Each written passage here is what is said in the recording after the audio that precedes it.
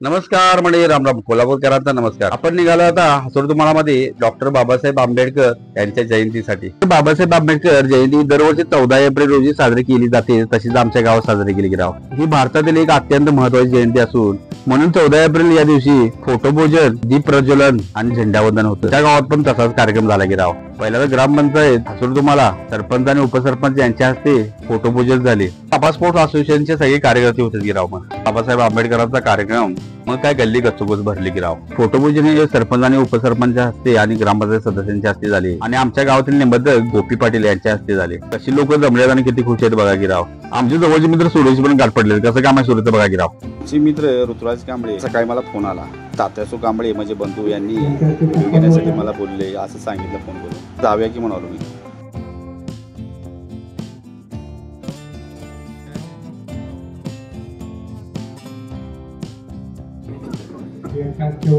फोटोपूजन झाल्यानंतर आमचे मित्र भीमराव कांबळे यांची मुलगी मुंबई पोलीस भरती झाली. तिच्या हस्ते झेंडावंदन राव केले की समाजासाठी आणि त्यांच्या वडिलांसाठी आनंदाचा क्षण म्हणायचा की राव.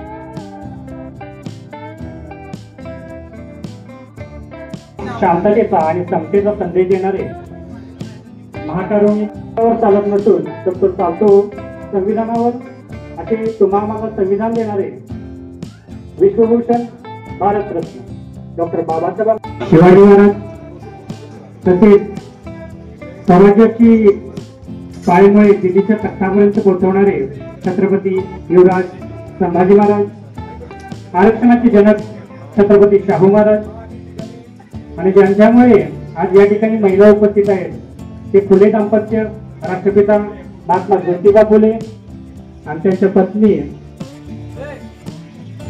सावित्रीबाई फुले, माता रमाई, माता भीमाई विनम्र अभिवादन करतो आणि आजच्या या जयंती महोत्सवात सुरुवात करतो. आता कार्यक्रमाची सुरुवातच झाली. कुठल्याही चांगल्या कामाची सुरुवात ही दीप प्रज्वलनानच होते. मग ग्रामपंचायत सरपंच, उपसरपंच, सदस्य, गावातले मान्यवर लोक आणि बाबा स्पोर्ट्स असोसिएशनचे सगळे कार्यकर्ते यांच्या हस्ते दीप प्रज्वलन झाले आणि कार्यक्रमाला सुरुवात झाली गेली. डॉक्टर बाबासाहेब आंबेडकर एक विचारवंत, एक समाज सुधारक, एक कायदेतज्ञ आणि भारताच्या संविधानाचे शिल्पकार. डॉक्टर बाबासाहेब यांचा जन्म 14 एप्रिल 1891 साली झाला. ते पण मध्य प्रदेश मध्ये महू या गावात. लहानापासूनच त्यांनी गरिबी, अस्पृश्यता आणि सामाजिक अन्याय यांचा सामना केला. पण त्यांनी शिक्षणाचे महत्व ओळखले बरं का आणि शिक्षणाच्या जोरावरच जग बदलण्याचा निर्धार केला. बाबासाहेबांनी कोलंबिया विद्यापीठ, लंडन स्कूल ऑफ इकॉनॉमिक्स अशा जगप्रसिद्ध ठिकाणी शिक्षण घेतले. ते भारताचे पहिले कायदा मंत्री आणि त्यांनी भारतीय राजघटना लिहिण्यात महत्वाची भूमिका बजावली. आज आपण जी स्वातंत्र्य आणि समता आणि बंधुतेची भाषा बोलतो ती बाबासाहेबांनी दिलेल्या संविधानामुळे शक्य झाले बघा.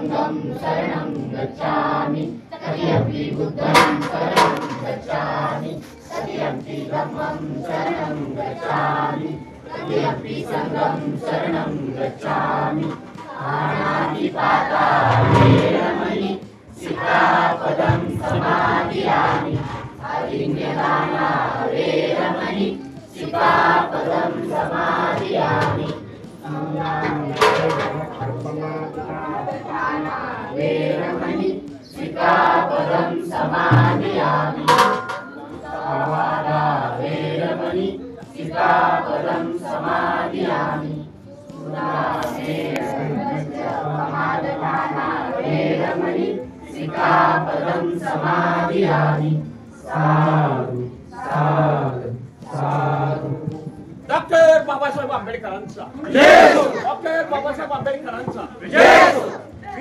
डॉक्टर बाबासाहेब आंबेडकरांचा जय हो. बोलो ना बोलो जय भीम बोलो. कसं बोलो जय भीम बोलो. कसं बोलो जय भीम बोलो. छत्रपती शिवाजी महाराज की जय. छत्रपती संभाजी महाराज की जय. लोकराजा शाहू राजांचा जय हो. अण्णाभाऊ साठेंचा जय हो.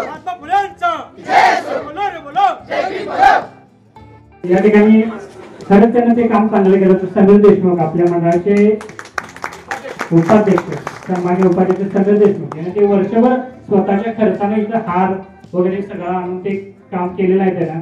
आता थोडस त्याच्यामध्ये खंड पडला आहे, पण ते काम चांगलं होतं. ते पुन्हा एकदा आपण त्याच जोमानं समीर देशमुख यांना मी विनंती करतो की पुन्हा त्याच जोमानं ते काम चालू करायचं आहे. आणि एक आवर्जून सांगायची गोष्ट आहे की नामदेव शिवाजी कांबळे सरांना या वर्षीचा मूकनायक पुरस्कार 2025 आणि महामानव प्रेरणा गौरव पुरस्कार 2025 या दोन्ही पुरस्काराचे मानकरी सर ठरलेले आहेत. आपल्या समाजासाठी अत्यंत कौतुकास्पद गोष्ट आहे. चालू आहे महामानवांच्या नावाचा जयघोष इथं झालेला आहे. त्यामुळे मी पुन्हा एकदा तो उच्चार करत नाही. सर्वच महामानवांना एकदा अभिवादन करतो आणि मोजक्या शब्दात मी बाबासाहेबांचा गुण गौरव करतो.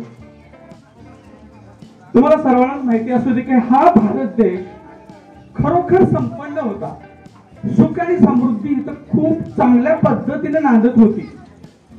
तो बुद्धांचा काळ होता. पण नंतर काय झालं, बुद्धांच्या या काळामध्ये वैज्ञानिक दृष्टिकोन विकसित झाल्यामुळे देव धर्मांचं जे धर्ममर्तंडांचं जे पोट भरत होतं त्याला जरा कात्री लागली होती. आणि म्हणून काही महाभाग असे तयार झाले की बुद्धांनाच संपवायचं. आणि मग हळूहळू त्यांनी तसा डाव रचला. एक सम्राट अशोक नावाचा राजा होऊन गेला. त्याचा काळ जो आहे तो फार सुंदर होता. म्हणजे दुतर्फा झाडी, पानपोळी, शेतकऱ्यांना मदत, सगळं व्यवस्थित होतं.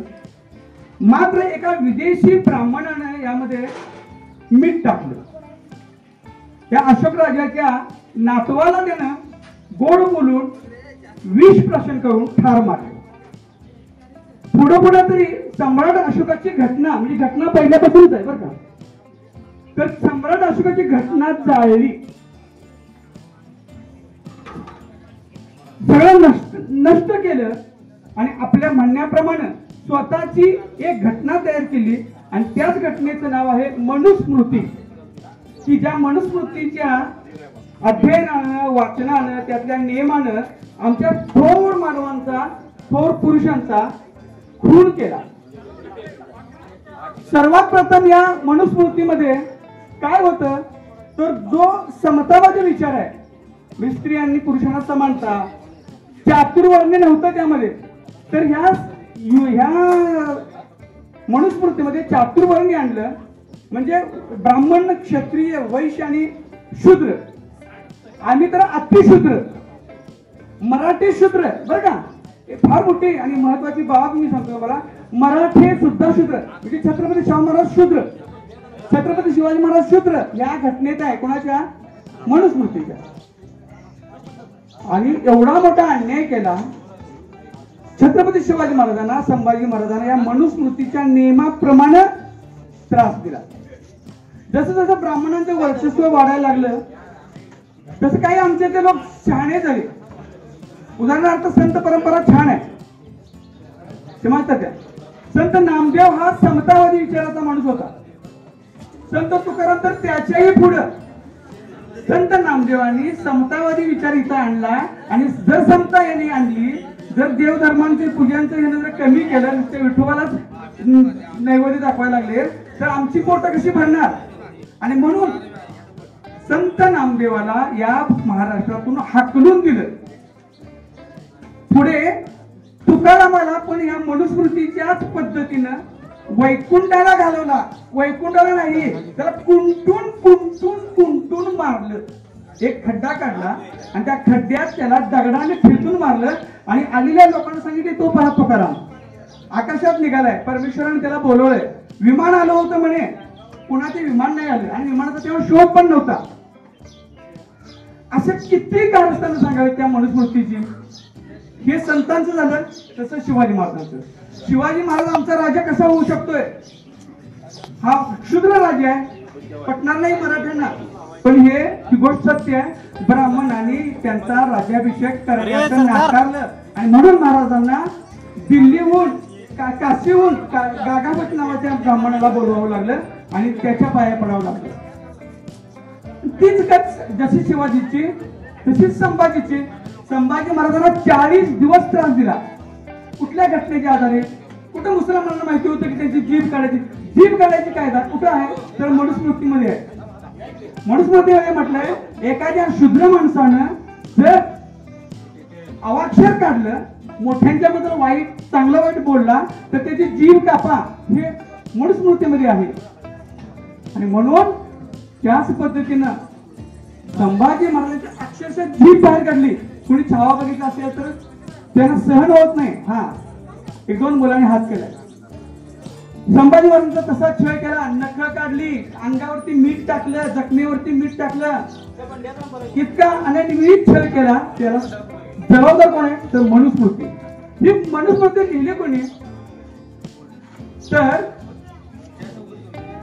त्याचं नाव आहे पुष्यमित्र शृंग. पुष्यमित्र नाव पण तुम्हाला सगळ्यांना लक्षात ठेवता येईल बघा, चांगला आहे. पशु पक्ष्यांचा मित्र असं म्हणा त्याला, पुष्यमित्र. तर त्याने अत्यंत वाईट केलं संभाजी शिवाजी. बरं ते झालं. महात्मा फुल्यांना वरातीतून हाकलून दिलं. आज आमची मुलं आणि त्यांची मुलं एका वरातीत एका ठिकाणी नसतात, पण महात्मा फुल्यांना वरातीतून हाकलून दिलं. तू शूद्र आहेस, तू आमच्या वरातीत यायचं नाही. महात्मा फुल्यांच्या नंतर शिवाजीचा वगैरे तुम्हाला सांगितलं. महात्मा फुल्यांना त्रास दिला, शाहू महाराजांना सुद्धा त्रास दिला. शाहू महाराजांना आंघोळ घालताना किंवा आंघोळ करताना एक वेगळेच मंत्र म्हणायचे शूद्रांचे. ते एवढंच नाही तर कुत्र्याने मांजर ते स्वयंपाकघरात जात आहेत, तिथे शाहू महाराजांना स्वयंपाकघरात येण्याची बंदी होती, कारण मनुस्मृती. एवढी मनुस्मृती वाईट होती. आणि अशा मनुस्मृतीचं दहन करण्याचं काम कुणी केलं? ही एवढी वाईट पुस्तकप्रेमी हा राजा, हा कपडेप्रेमी राजा, या राजाने एक पुस्तक जाळावं. या राजानं म्हणजे आंबेडकरांनी पुस्तकासाठी ग्रंथालय नव्हे तर एक घर बांधलं, त्याचं नाव राजगृह. आणि त्या राजगृहाला ही पुस्तकाला एवढं मांडणारा, पोटाला चिमट्या देणारा हा राजा एक ग्रंथ चालतो. म्हणजे काय तर इतका वाईट मनुस्मृती नावाचा ग्रंथ आहे. आणि हो, त्याचा 50% भाग राहायलाच सांगायचा. तो जर तुम्ही ऐकला तर अजून तुम्हाला आश्चर्यचकित वाटेल की तो ग्रंथ जाळला नसता तर तुम्ही अक्षरशः जनावर झालो असतो. त्या स्मृतीमध्ये त्या मुलांना जरा आवाज केला, त्या मनुस्मृतीमध्ये स्त्रियांना कुत्र्याची मांजराची सुद्धा किंमत नव्हती. स्त्रीनं मंदिराच्या दारातून जाताना हातात चप्पल घ्यायचे, नदी पार करायचीच नाही, नवऱ्याच्या तोंडाकडे बघायचं नाही, नवरा निवडायचाच नाही तिनं. आईने बाबानं कुठला गळ्यात घातलाय त्याच्याच लग्न करायचं. म्हणजे तिला विचार करण्याचं स्वातंत्र्य नव्हतं. बाबाच्या आई वडिलांच्या संपत्तीत वाटा नव्हता. तिला इतकी मारायची. त्याची 2 उदाहरणं सांगतो. पहिलं म्हणजे तिच्या हातात काकणं घातली. आज बायकांना असं वाटतं की मी हिरवीगार काकणं घातलेलं आहे, ही माझं भूषण आहे, पण ते मनुस्मृतीमध्ये आहे. का काकणं घातली माहितीये? तिने नवऱ्याशी एक हात वर करू नये. काकणाचा आवाज आला तर म्हणजे एक वेळ होती ती, त्या काकणाचा आवाज आला आसपासच्या लोकांना कळते. तिच्या पायात जोडवी आणली, तिचे केस का वाढवले?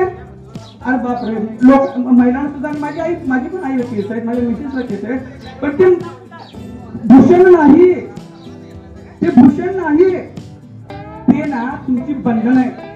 सरांचा सत्काराचा कार्यक्रम होता आणि जेवणाचा कार्यक्रम चालू होता. जेवण पण 1 नंबर केलं. पनीरची भाजी मस्त बी केली होती आणि जिलेबी आणि मट्टा. बाबा स्पोर्ट असोसिएशनचे लोक म्हणाले महेशदा जेवणच जायचं. त्यासाठी मी म्हणालो अरे मट्टा आहे म्हणलं, आम्ही सुट्टी देतोय, मट्टा पिणं झाला होतो आमच्याबरोबर म्हणलं काय विषय हार्ड काम. पंडित जवाहरलाल नेहरू यांचे एक कट्टर शत्रू आहे, म्हणजे गांधीजी पण आहेत. अरे पण आपल्या टीम मध्ये खेळाडू भरपूर आहेत. आपल्या टीम मध्ये चांगला खेळाडू असला तरच आपला खेळ चांगला होणार हे पंडित नेहरूंना माहित असल्यामुळं या खेळाडूला त्यांनी स्वतःहून निमंत्रण दिलं आणि बाबासाहेब तुम्हाला विनंती करतो स्त्रियांच्यावरती भर आणणे आणि अत्याचार होत होते, खूप अन्याय होत होते. तिचं लग्न लहानपणीच दुर्दैवाने तिचा नवरा वारलाच तर तिला दुसरं लग्न करता येत नव्हतं. पण लग्नच राहू दे, तिला जिवंत राहता येत नव्हतं.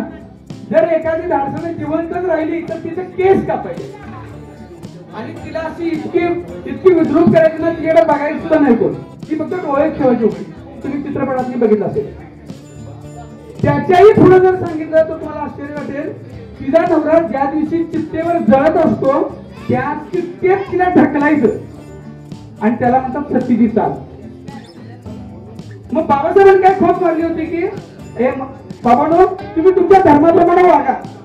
मग हिंदूने काय केलं, घटना लिहून सुद्धा सतीची चाल तशीच चालू ठेवली, सुधारणा केली नाही. किंवा बालविवाह तसंच चालू केले. 60 वर्षाच्या मुलाला म्हाताऱ्याला 10-12 वर्षाची मुलगी द्यायचं चालूच होतं आणि मग तिच्यावर नवरा पटकन मारायचा तुझ्या वयोमानाप्रमाणे. पुन्हा हिच्यावरती आहे तशी दुर्दशा व्हायची. मग बाबासाहेबांनी असं ठरवलं की आता काय करूया, आपण मोघमपणे सर्वांना दिलंय समानता, पण असं आता धर्माधर्मात काय करूया, अभ्यास करूया. आणि मग त्यांनी हिंदूंच्या स्त्रियांच्यासाठी एक बिल आणलं, त्याचं नाव हिंदू कोड बिल. त्यामुळे तिला पतीच्या किंवा बाबाच्या इस्टेटीमध्ये समान वाटा. त्याचा तुम्ही सगळे भोगताय, बघताय, मानताय, माहिती आहे तुम्हाला. नाहीतर नवरे सगळे पटापट शेती विकून रिकाम झाली असते. बायकांची सही आहे म्हणून सगळं ठीक आहे. भावाचे भाऊ सुद्धा विकताना हिच्या पाया पहिला पडतो. ही बाबासाहेबांची देणगी आहे. तो कायदा करण्याचा त्यांनी प्रयत्न केला. पण ही त्या धडदांडग्यांना, बाबांना, त्यावेळेच्या खासदारांना असं वाटलं की आमच्या पूर्ण सुद्धा आम्ही संपत्ती देणार आहे, माझ्या वंशाच्या दिव्याला संपत्ती देणार. आणि म्हणून बाबासाहेबांचा हा विचार त्यावेळेच्या खासदारांनी कचऱ्या टोपलीत टाकला. तो कोड बिल फेकून दिला, जाळून टाका म्हणले ते कोड बिल. हिंदूंच्या मुलींचं लग्नाचं वय 18 झालं पाहिजे. आता वाढलंय थोडा. हिंदूंच्या मुलीचा घटस्फोट तिला मागता आला पाहिजे. आणि असं काही जाचक अटी होत्या धर्माबद्दल. धर्म सुद्धा बदलता येतोय, घटस्फोट घेता येतोय. अशा पद्धतीने सगळे सोपे उपाय केले, परंतु इथल्या खासदारांना ते पटेना. खुद्द 23 महिला खासदार होत्या, पण ह्या महिला खासदारांना सुद्धा काही हे नको होतं. त्यांना काय वाटत नाही काय, बाबासाहेबांना हे हिंदू धर्माच्या सगळ्या रूढी आणि परंपरा विसरून टाकायला लागल्या. अशाने काय होईल, धर्म भ्रष्ट होईल आणि म्हणून आम्हाला हिंदू कोड बिल नको. खुद्द स्त्रियांनीच नाकारलं. हे बिल पास करण्यासाठी पंडित जवाहरलाल नेहरू जरासे काय होते, सहभागी होते. पंडित नेहरूंना सुद्धा एक मुलगी. ठीक आहे, मुलीच्या बाबतीत आहे, मला मान्य आहे, करूया. पण खासदारच मान्य नाही ना. त्यावेळी बहुमतावरच होतं सगळं. एकट्या बाबासाहेबांच्या हातात नव्हतं किंवा पंडित जवाहरलाल नेहरूंच्या हातात नव्हतं. खुद्द पंतप्रधानांच्या वरचं पण राष्ट्रपती डॉक्टर राजेंद्र प्रसाद म्हणाले हे धर्माच्या विरोधात आहे आणि मला असलं काही करता येणार नाही, मी याच्यावर सही करणार नाही, तुम्ही खाली किती खासदार उद्या मला. ते बिल शेवटी नापसंत केलं आणि नापसंत केल्यानंतर बाबासाहेब आंबेडकर मूल वारल्यानंतर जेवढे दुःखी झाले होते, रमाई वारल्यानंतर जेवढे दुःखी झाले होते, त्याहून जास्त भारतातल्या महिलांच्या ह्या दुःखाबद्दल रडले. त्यांनी राजीनामा ठेवला आणि जडांतकरणाने ते उतरते झाले. पण कुठल्याही स्त्रीला वाटलं नाही हे माणूस आमच्यासाठी राजीनामा देतोय आणि यांना थांबवावं. उलटपती म्हणाले ही घाण निघाली बरं झालं. कुठल्या खासदारांनी किंवा आमदारांनी राजीनामा दिलाय का हो? मराठा आरक्षण बद्दल एवढं कार्यक्रम चालू आहे, हे माझ्यामुळे होईत नाही, माझी नैतिक जबाबदारी आहे म्हणून कुठल्या खासदारांनी दिले काय? काहीच नाही. मग हा आदर्श केवढा, हा आदर्श कसा स्वीकारणार तुम्ही? ते मनुस्मृतीच्या बाबतीत करून सुद्धा हिंदू कोड बिल नाही केल्यामुळं हाही तसंच चालू झालं. 1956 पर्यंत बाबासाहेब उत्तरते झाले, निवडणुकीत हारले, पुन्हा खासदार झाले नाहीत. त्यामुळे तो प्रश्न काय लांबत गेला. हिंदू कोड बिल काय पसंत पडले नाही लोकांना. आणि मग 1956 ला साधारण मृत्यूच्या दरम्यान पुन्हा पंडित जवाहरलाल नेहरूंनी हे कोड बिल पसंत केले. पण पसंत करत असताना त्याचे पण 4 तुकडे केले, कारण त्यांना आपल्या सत्तेत राहायचं होतं. एकट्या पंतप्रधानांनी असा निर्णय घेतला तर सगळेच कधी पंतप्रधानाला तिथं घेऊन दुसऱ्या बाजूला जाणार होते. त्यावेळी ती पद्धत होती. आणि म्हणून पंडित जवाहरलाल नेहरू चांगल्या विचाराच्या मागे राहिले नाही. हिंदू कोड बिलाला सुद्धा काय केलं, दुर्लक्षित केलं किंवा कापून दिलं. द्रोणाचार्याच्या जंगलाच्या बाहेरून चालले होते. ज्यावेळी ते जंगलाच्या बाहेरून चालले होते की त्यांच्या घडलेला सर्व प्रकार त्यांच्या लक्षात आला. घडलेला सर्व प्रकार लक्षात आल्यानंतर ते एकलव्यापाशी गेले आणि त्याला म्हणाले, एकलव्या, तू माझ्या सगळ्यासमोर माझी विद्या घेतलीस, तुला गुरुदक्षिणा म्हणून मला काय द्यावं लागेल? त्यावर एकलव्य काय म्हणतो बघा, गुरुजी तुम्ही जी काही दक्षिणा गुरुदक्षिणा मागाल ती मी तुम्हाला द्यायला तयार आहे. त्यावर द्रोणाचार्य काय म्हणतात बघा, एकलव्या, तुझ्या उजव्या हाताचा अंगठा मला पाहिजे. क्षणार्धाचा विचार न करता एकलव्याच्या पाठीमागे जो बाण ठेवलेला असतो तो बाण काढतो, त्या बाणाच्या पात्याने अंगठा छाटतो आणि तो गुरुजीच्या हातावर ठेवतो. एकलव्याच्या चेहऱ्यावर गुरु द्रोणाचार्याच्या चेहऱ्यावरती विलक्षण आनंद झालेला असतो, कारण त्याच्या मनामध्ये एक आनंद झालेला असतो. आता ह्याच्या आग्रही काय बघा, शेतीसाठी त्यांचा दृष्टिकोन शेतकरी जगला पाहिजे आणि त्या भारताची लोकसंख्या वाढणार हे बाबासाहेबांना माहिती होतं आणि त्या जमिनीचे तुकडे होणार योगायोगा भाऊ परत भांडवलदार बाबासाहेबांनी काय काय विचार मांडला की या त्या सरकारच्या यांच्यावर नजरेखाली असू दे, यात सावकारीपणा नको असं बाबासाहेबांचा दृष्टिकोन. तरी मी सगळं छोटंसं माहिती शकतो आणि कुणाला बोलायचं बाबासाहेब आंबेडकर यांच्या जयंतीनिमित्त एकदम त्यांना स्मृतीला अभिवादन करतो. या ठिकाणी जगदीश सरांची मला ऐकायला भाषिक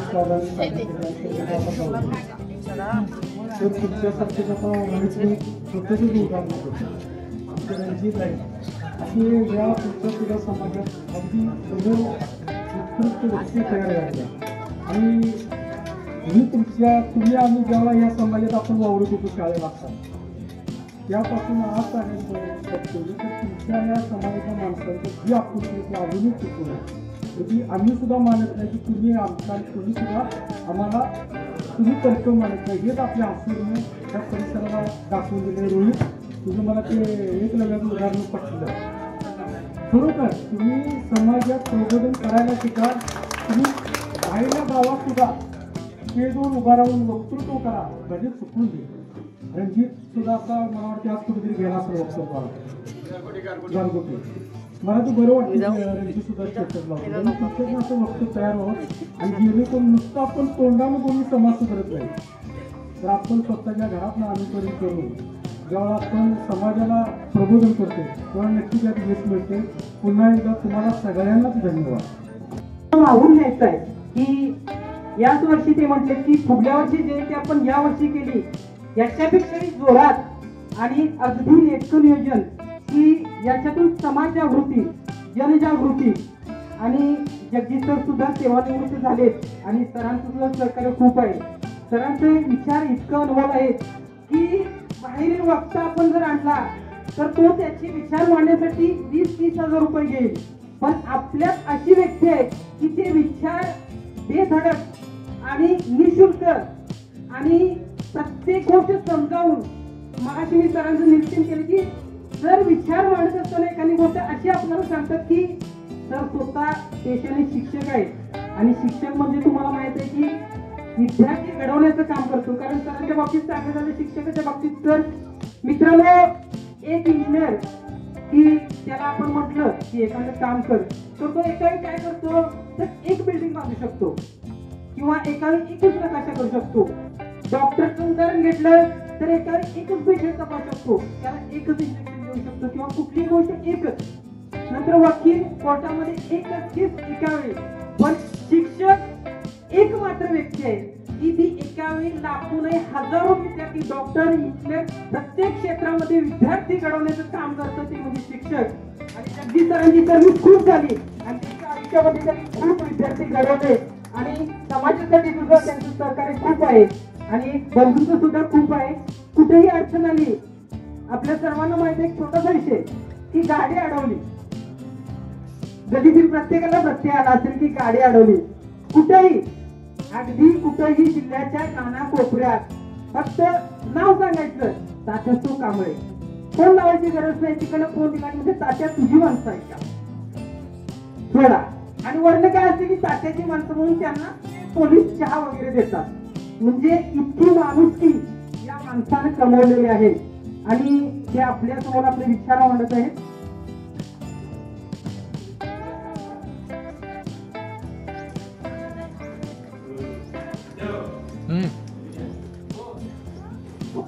विश्वरत्न डॉक्टर बाबासाहेब आंबेडकर, छत्रपती शाहू महाराज, छत्रपती शिवाजी महाराज, संभाजी महाराज, महात्मा फुले, अण्णाभाऊ साठे यांना नमन करून पाच मिनिटं तुमच्यावर बोलणार आहे.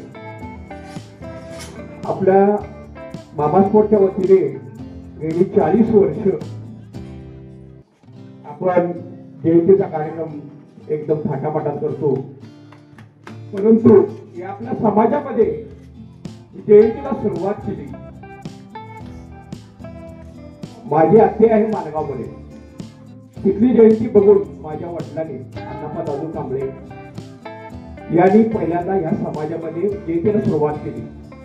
त्याला साक्षीदार इथे आहे. त्या बँडवाले, बँडची कंपनी होती, त्या बँडवाल्यांनी सायकलीनं जाऊन हार आणला होता. हार इथं सीताराम कांबळे अण्णा इथं आहे, शिवाजी कांबळे सर आहे तिथं, तर ते साक्षीदार आहेत. पहिल्यांदा त्या लोकांनी सायकलीनं जाऊन हार आणलेला आहे. आणि त्यावेळेला आपण जयंती करतोय म्हणजे मानकरीची आहे. आणि डॉक्टर बाबासाहेब आंबेडकरांच्या बद्दल विचार मांडणारा मी छोटासा एक फक्त तुम्हाला सांगतो. बाबासाहेब आंबेडकर म्हणजे या जगातला एक नंबरचा हुशार विद्यार्थी आहे. एक नंबरचा हुशार. केंब्रिज विद्यापीठामध्ये सुवर्ण अक्षरामध्ये बाबासाहेबांचं नाव लिहिलेलं आहे. केंब्रिज विद्यापीठ भारतात भारतीयांना बाबासाहेबांची किंमतच कळली नाही. केंब्रिज विद्यापीठामध्ये बाबासाहेबांचं नाव सुवर्ण अक्षरामध्ये, सोन्याच्या अक्षरामध्ये लिहिलेलं आहे. तुम्ही गेला तरी म्हणजे तुमच्या नशिबात जर असलं तर तिथं केंब्रिज विद्यापीठ बघा. एक नंबरचा जगातला विद्यार्थी आहे. बाबासाहेबांच्या आता तुम्ही नोटा पैसे तुमच्या हातात असतील तर नोटेवर बघा त्या रिझर्व्ह बँक परत नोटेवर रिझर्व्ह बँक लिहिलं असेल. परंतु त्या रिझर्व्ह बँक स्थापन करण्याची बाबासाहेबांची रुपया प्रॉब्लेम ऑफ द रुपी हा ग्रंथ आहे. ग्रंथ त्या ग्रंथावरून या रिझर्व्ह बँकेची स्थापना झालेली आहे बाबासाहेब आंबेडकरांच्या मुळे फक्त. आणि बाबासाहेबांचा फोटो त्या नोटीवर नसतो. हे दुःखाची गोष्ट आहे, लक्षात ठेवा. त्या महामानवानं रुपया प्रॉब्लेम्स ऑफ द रुपी या ग्रंथावर रिझर्व्ह बँक स्थापन झाली. त्या बाबासाहेबांचं नोटीवर फक्त हे कशामुळे पाहिजे आहे? जातीवाद. जातीवादामुळे फक्त ह्या गोष्टी घडत आहेत. कळलं काय? हा महामानव असा म्हणजे फक्त मानव जन्म आले, परंतु दैवी शक्ती असल्याशिवाय ह्या गोष्टी घडत नाहीत. डॉक्टर बाबासाहेब आंबेडकरांनी एकदा एक ग्रंथ वाचला, त्या ग्रंथाची एक वळ तोड त्यांनी एकदा ग्रंथ वाचून ठेवला की तो ठेवायचाच. परत त्या ग्रंथावर बघायचं. तुम्ही विचारायला त्या तुम्ही विचारलं की किती नंबरच्या वळीला काय, तेव्हा एवढी बुद्धिमत्ता, फाट बुद्धिमत्तेचा माणूस होता. आणि अशी देवी शक्ती असल्याशिवाय असल्या गोष्टी भूमीतच नाही, लक्षात ठेवा. आणि आपल्या बाबा स्पोर्टच्या वतीने प्रत्येक वर्षी आपण आंबेडकर जयंती साजरी करतो. आमच्यानंतर पण बाबा स्पोर्टच्या सर्व कार्यकर्त्यांनी असंच कार्य चालू ठेवावं. आणि हे आवडेल काम असं चालू ठेवून फक्त वायफळ खर्चा न करता आता सर विजय कांबळे, तुकाराम कांबळे सरांनी सांगितलं रोहितनं की पुस्तक इथं आपला वाढदिवस असला तर डॉक्टर बाबासाहेब आंबेडकर, शाहू महाराज, छत्रपती शिवाजी महाराज यांची पुस्तकं द्या. इथं म्हणजे पोरांची वाचत बसतील आणि त्यांना कळेल बाबासाहेब म्हणजे काय, शिवाजी महाराज म्हणजे काय, शाहू महाराज म्हणजे काय. तुम्ही वायफळ आता ते केक कापके जाणला फक्त इथे मेणबत्ती लावून तुमचा वाढदिवस केला जाता. खरं एक पुस्तक प्रत्येकाने द्या. फक्त एक पुस्तक किती 100-200 रुपये किंमत असते. आणि मी पण आता प्रयत्न करा. मी रिटायर झालो की त्यावेळेला मी कमी 5 पुस्तकं कधी देणार. आणि पुढच्या महिन्यात माझा कार्यक्रम होऊन जाईल. तर मला इथं बोलण्याची संधी दिली त्याबद्दल सर्वांचा आभार आहे. बंधूंनी अगदी चांगले विचार मांडले. आणि पुस्तकाच्या बाबतीत सांगायचं झालं तर एक छोटीशी कल्पना की मित्रांनो, वाढदिवसाला जर प्रत्येकाने पुस्तक दिलं स्वतःचं नाव टाकून तर बरं होईल. आज जर कोणाचा यदा कदाचित योगायोगाने वाढदिवस असेल तर त्यानं ती सुरुवात करावी. 14 एप्रिल हा आपल्या आयुष्यातील अनमोल दिवस आहे. असेल तर द्यावं, नसेल तर मी सुरुवात आजपासून करतो. माझ्याकडून पहिलं पुस्तक आपल्या बौद्ध विहाराला बाबासाहेबांचं देतो. फक्त उद्या दिलं काही उपलब्ध करून माझ्यातर्फे पहिली सुरुवात. कारण मित्रांनो, 5 किलोमीटर अंतर किंवा 500 किलोमीटर अंतर आपल्याला गाठायचं असेल तर एक पाऊल टाकणं महत्वाचं असतं. जर एक पाऊल पुढे टाकलं तरच 500 किलोमीटर जाऊ तुम्ही. कारण एक छोटीशी गोष्ट आहे की अंधार खूप झालेला असतो आणि आपण काय म्हणतो की अंधारातून एक ठिकाण म्हणजे अंधारातून आपल्याला एक लांबच्या टेकडीवर जायचं आहे आणि आपण काय म्हणतो की इथं बसल्यानंतर की सकाळ झाली की जाऊ आपण तिथपर्यंत. का तर आता अंधार झालाय. पण एक व्यक्ती असा विचार करते की त्याच्याकडे एक छोटीशी पंथी असते की त्याच्या प्रकाशात तो पुढे जातो. म्हणजे एक पाऊल तुम्ही पुढे टाकलं की हजारो किलोमीटरचा प्रवास तुम्ही पार करू शकता. भारतरत्न डॉक्टर बाबासाहेब आंबेडकरांचा आहे हा फोटो जे तुम्ही बघताय त्याची संकल्पना सर्वेराव सावंत यांनी मांडलेली होती.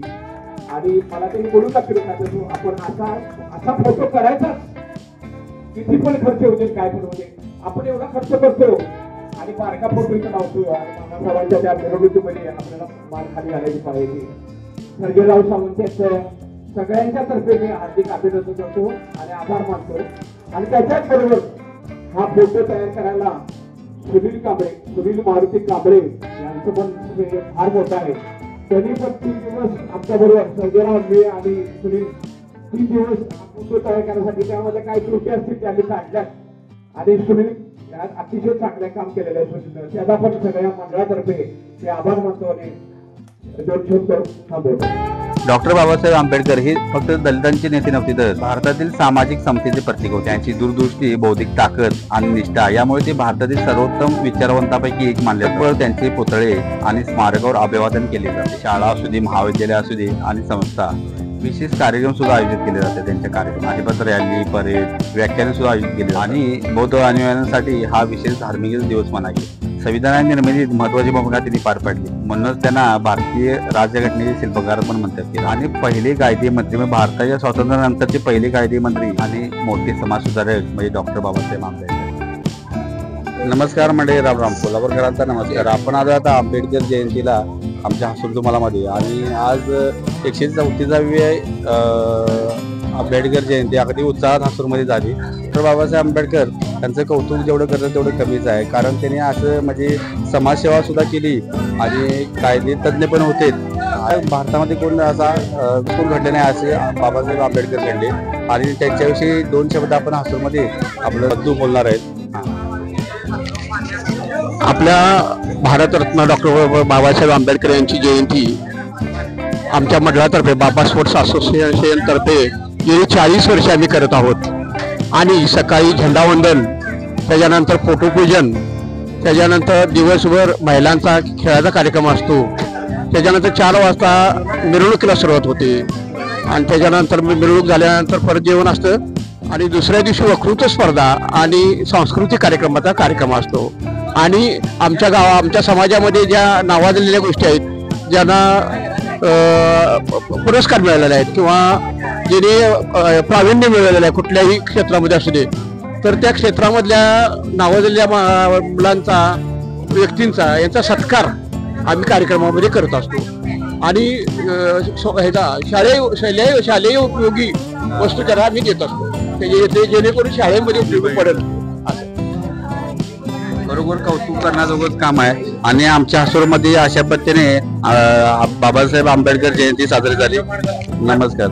इथं महेश बागडी आणि ऋतुराज कांबळे आलेत आणि आमच्या बाईट घेतला इथं आणि आमच्या समाजाच्या संपूर्ण कार्यक्रमाचं त्यांनी नियोजन चांगलं केलं आहे. आणि बाबास्फोरच्या सर्व कार्यकर्त्यांना मी धन्यवाद देतो. त्या बाबास्फोरच्या सर्व कार्यकर्त्यांना, अध्यक्ष, उपाध्यक्ष आणि सर्व कार्याध्यक्ष सर्व सदस्य यांना ह्याचं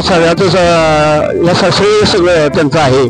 आणि आमच्या मंडळाला जे सहकार्य केलं, हा फोटो जो केला आहे तो आपल्या महाराष्ट्रात पहिला फोटो एवढा मोठा आहे.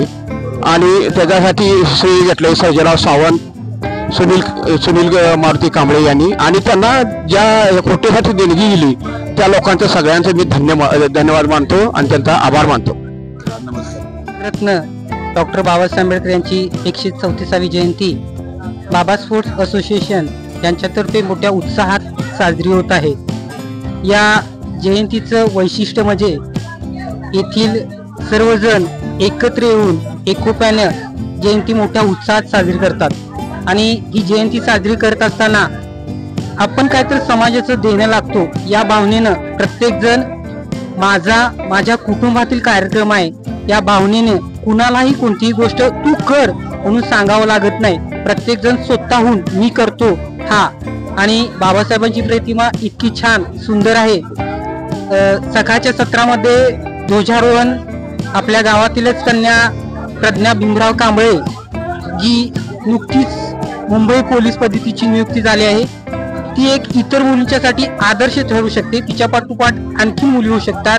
समाजाने एक चांगला निर्णय घेतला व तिच्या हस्ते ध्वजारोहण केलं. त्याचबरोबर प्रतिमेची जी संकल्पना होती ती मनाच्या ज्येष्ठ कार्यकर्त्यांनी राबवली आणि ती प्रत्यक्षात उतरवली की एक अशी प्रतिमा बाबासाहेबांची आणली की तिच्याकडे बघितल्यानंतर प्रत्येकाचं तहान भूक हरपतं की त्या प्रतिमेकडे बघावंच वाटतं आणि त्या प्रतिमेकडे बघितलं की माणसाला काहीतरी करण्याची प्रेरणा मिळते अशी प्रतिमा आणली आहे. तसेच अल्पहार जेवणाचा भोजनाचा कार्यक्रम सर्व घरातील प्रत्येक सदस्यासाठी आणि तसंच नाही की सर्व समाजासाठी नाही तर येणाऱ्या प्रत्येक कार्यकर्त्यासाठी कोणी व्यक्ती आली तर तिच्यासाठी जेवणाचं कारण जेवण दान हे खूप श्रेष्ठ दान असतं, ते समाज करतं. त्यानंतर 4 वाजता मिरवणूक होईल. मिरवणूक सुद्धा अतिशय चांगल्या पद्धतीने साध्या पद्धतीने अतिशय धिंगाणा नाही पण बाबासाहेबांची गाणी आणि समाजाला चांगल्या घोषणा देत संपन्न होईल. तसेच 2-3 दिवसामध्ये मुलांचे भाषण स्पर्धा असतील, सांस्कृतिक कार्यक्रम असतील. मंडळ समाजाच्या कलागुणांना वाव देण्याचं काम करतं. हा कार्यक्रम संपन्न करण्यासाठी खूप जणांनी सहकार्य केलं त्याबद्दल मंडळाचा आभारी. आणि आवर्जून जे रजिस्ट्रार आहेत महेश बागडी त्यांचं सुद्धा मंडळ आभारी आहे की त्यांनी आमची जयंती अखंड महाराष्ट्रभर नाही तर देशाच्या कानाकोपऱ्यात पोहोचवण्याचं यावर्षी काम केलेलं आहे. मंडळ त्यांचा खूप खूप आभार आहे. मला बोलण्याची संधी दिली त्याबद्दल मी त्यांचाही आभार आहे. धन्यवाद. जय भीम. बाबासाहेब आंबेडकरांची जयंती म्हटलं तर आमच्या समाजातील एक आनंदाचा क्षण. एक आठवडा हा सप्ताह चालतो. हा असा आनंदाचा क्षण आहे आणि त्यामध्ये असं ते आमच्या गलीतील काही आमची लोक मधुकर सावंत साहेब, विश्वासराव देशमुख साहेब हे अशी भरगच गाडी आमच्या गल्लीमध्ये येते आणि त्यांची उणीव भासते.